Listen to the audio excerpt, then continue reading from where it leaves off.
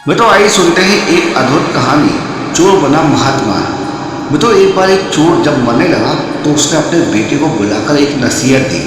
अगर तुझे चोरी करनी है तो किसी गुरुद्वारा, धर्मशाला या फिर किसी धार्मिक स्थान में मत जाना, बल्कि उनसे दूर ही रहना। और दूसरी बात, अगर कभी पकड़ जाओ तो ये मत स्वीकार करना कि तुमने चोरी की है, चाहे कितनी भी सख्त मार क्यों ना पड़े। चोर के लड़के ने कहा, सत्य वचन। इतना कहकर वो चोर मर गया और उसका लड़का रोज रात को चोरी करने लगा। एक बार उस लड़के ने चोरी करने के लिए किसी घर में ताले तोड़े, लेकिन घर वाले जाग गए और उन्होंने शोर मचा दिया। आगे पहरेदार खड़े थे। उन्होंने कहा, आने दो, बच्चे गिरा जाएगा। और एक तरफ घर वाले खड़े थे और दूसरी तरफ पहरेदार। अब चोर जाए तो जाए किधर, और वो किसी तरह बच के निकल गया। रास्ते में एक धर्मशाला पड़ी। धर्मशाला को देखकर उसको अपने बाप की सलाह याद आ गई। धर्मशाला में नहीं जाना है, लेकिन अब वो करे तो करे क्या। उसने सही मौका देखकर वो धर्मशाला में चला गया जहाँ पर सत्संग चला था।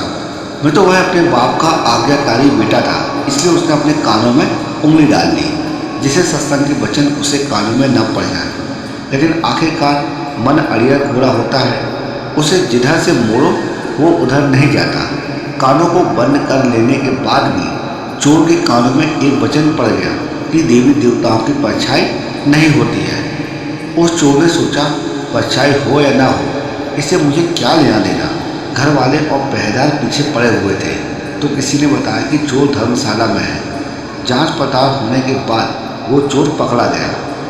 पुलिस ने चोर को बहुत मारा, लेकिन उसने अपना अपराध कबूल नहीं किया।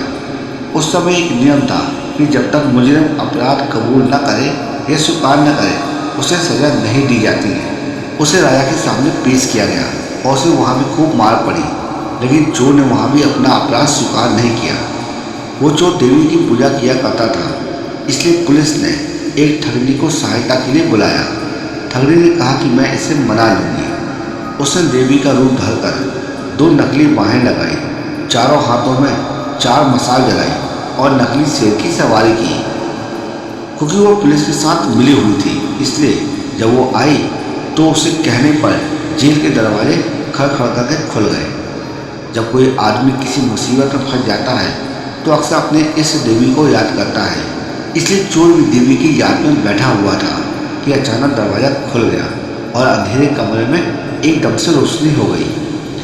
देवी ने खास अंदाज में कहा, देख भक्त, तूने मुझे याद किया है, मैं आ गई। तूने बड़ा अच्छा किया कि तूने अपराध स्वीकार नहीं किया।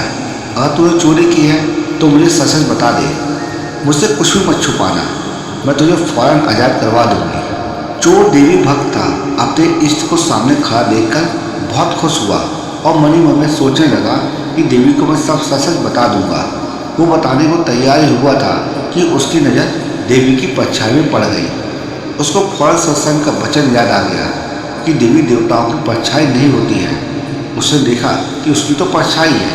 वो समझ गया कि ये देवी नहीं बल्कि मेरे साथ कोई धोखा है। वो सच कहते कहते रुक गया और बोला, माँ, मैंने कोई चोरी नहीं की है। अगर मैंने चोरी की होती तो आपको पता होता। जेल के कमरे के बाहर बैठे हुए पहरेदार चोर और ठगनी की बातों को नोट कर रहे थे।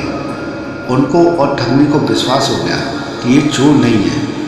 अगले दिन उन्हें राजा के सामने पेश किया गया। अगले दिन उन्होंने महाराज को कह दिया कि ये चोर नहीं है। अगले दिन उन्होंने महाराज से कह दिया कि ये चोर नहीं है।